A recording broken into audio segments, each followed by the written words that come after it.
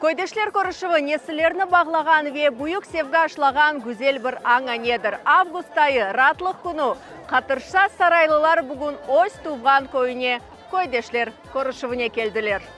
На земле, которая пережила трагические события, вновь собрались те, для кого она навсегда останется родной. Уроженцы села Катырша-Сарай Карасу-Базарского района ежегодно в августе приезжают сюда, чтобы сохранить живую связь со своим прошлым и передать его своим детям и внукам. По традиции встречу односельчан начинают с молитв у памятника жертвам депортации 1944 года за тех, кто погиб в годы ссылки.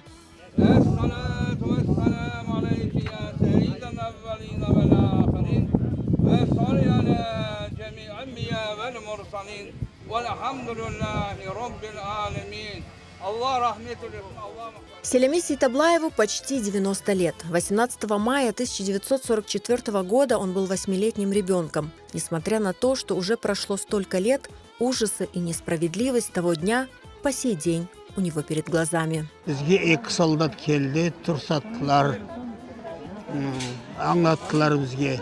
Біз алмажақшыларыны өздері алып ярдым еттілер. Шындай сыйлар түшті бізге. Шығардылар мезарлыққа шүйерден. Олла бір несін яқшылық қоңшымыз Рус оланы барады Игорь деген. Şunu gördüm, şu bizim mallarını, koylarımızı, yerimiz var idi. Atlarımızı, şularını kelip şunu hatırlayıp kaldım. Toplap, beşiklerini özüne.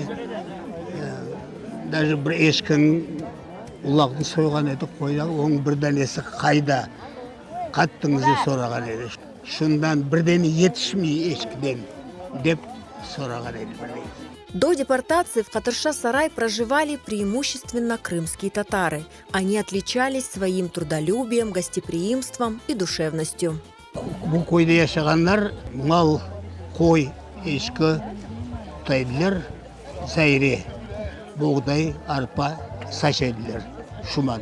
Bütün apakaylar ne çalışıydılar. Tütün kırmak, tütün cımak, tütün kurutmak. Uzun platformaları var idi. Tütün kurutkan, şunda çalışıydılar. O kolxozun ambarları skladlar.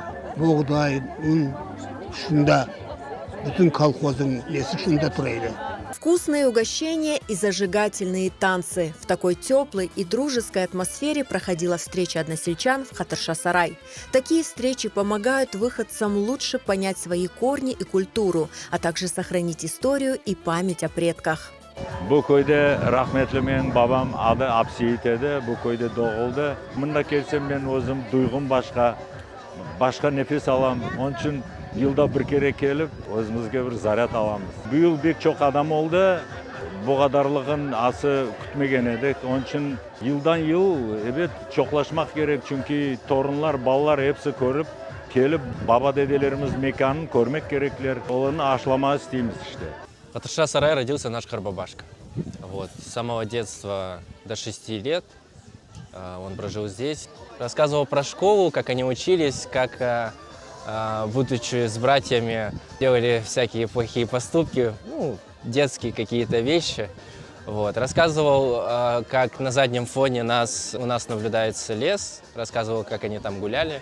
Вспоминает различных людей, соседей, друзей, которые когда-то вот в этот период жизни как-то прожили с ним, какая-то история забавная была. Я, когда приезжаю сюда, ну, во-первых, я горжусь Карбабашкой, потому что он прожил такую жизнь, он вернулся, бросив все свои достижения в Узбекистане, он вернулся сюда, привез с собой детей, и мы уже родились на родной земле, будучи его внуками. И меня наполняет гордость за это. Bu toplaşқанда әрдайым қуанып, даже ұстап алмаймын айтмаға. Но балаларымызға, несіл балаларымызға бұл ашламақ керекміз біз бара-бара. Ел-елдан, конечно, қартларымыз азая. Но біз істейміз, щоб әрдайым мұндан да çox адамлар топлашсынлар. Катырша-Сарай көйінде менің рахметлі бабам Зеври Вапов doğuldu. Babam pek çok айтайды өзінің көйін. Kaç yıldan beri tırışamız bu köydüşler görüşüne kemege. Енді babam olmagan soň hepsi tuğan urularımız, köydüşlerime toplaşıp ballarından, torunlarından pek kuvanıp kelemiz mında. Allah sağlık bersin, herkesge keginlerine vakit tapıp, işlerini kaldırıp, bu endi koruşunu toplagan, hazırlayan adamlarga pek çok sağ olsunlar, Allah sağlıklarını bersin. Для уроженцев села и их потомков Хатырша-Сарай – место, где оживает прошлое, где связь поколений укрепляется через воспоминания, культуру и традиции. Эти ежегодные встречи – яркое свидетельство того, что память о родной земле жива и передается из поколения в поколение.